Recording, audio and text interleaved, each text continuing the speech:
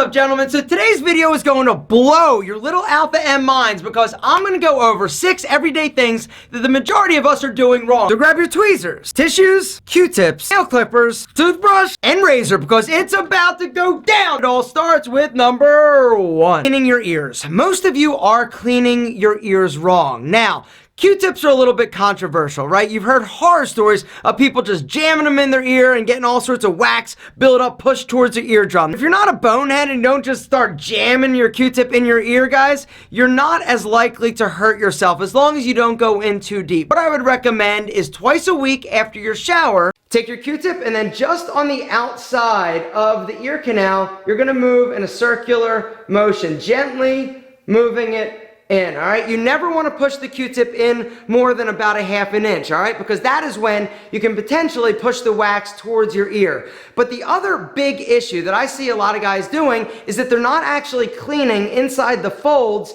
and the skin of the ear. And the reason why this is a big deal is because you can develop a lot of buildup, a lot of dirt, a lot of grime, not to mention blackheads in your ear. How do you clean the folds and the skin there? A lot of people will try to use a Q-tip. I found that this is not very effective. Instead, what I do is grab a tissue and just wrap it around my finger like this, grab it like that, and then just gently trace your ear, all right? Making sure to get in there because that is where a lot of times you will get blackheads. Then switch sides, right there.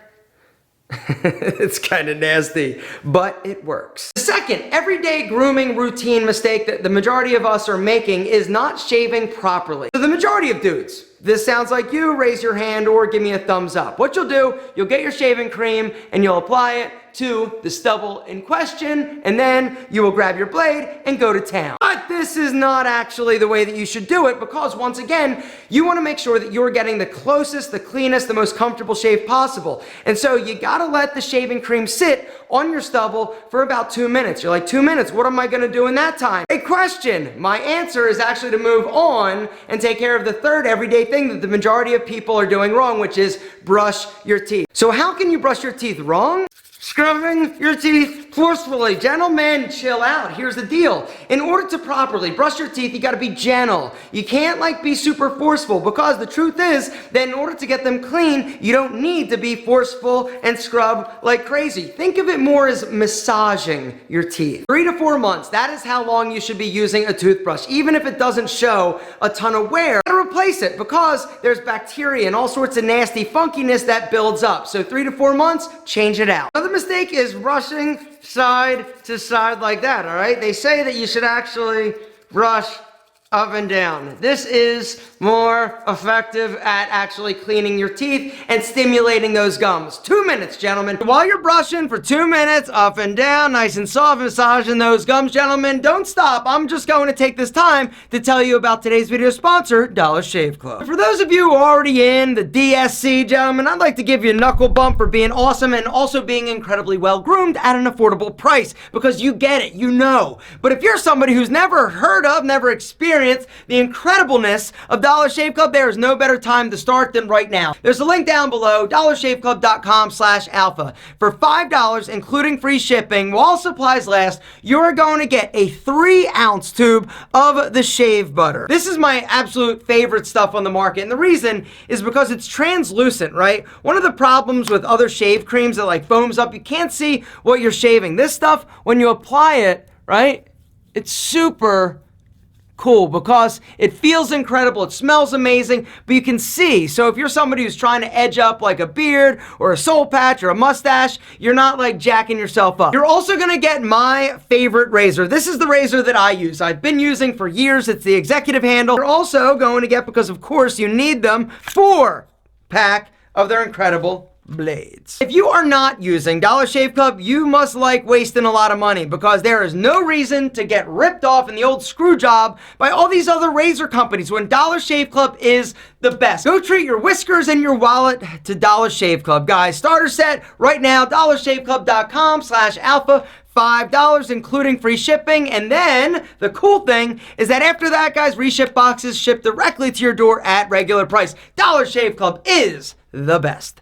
Your shave cream now has been sitting on your face for 2 minutes, which means when you glide, it is super smooth because that shave cream had a chance to go in and soften all of the bristles, all of the hair, and help condition the skin. And when you're finished shaving, you also need to remember how to care for your blades. Now, another mistake that a lot of guys make is that they shave, they rinse their blade, and then they'll just set it down or set it in their drawer. Instead, what I want you to do is rinse your blade and then dry off the excess water and actually blow on it.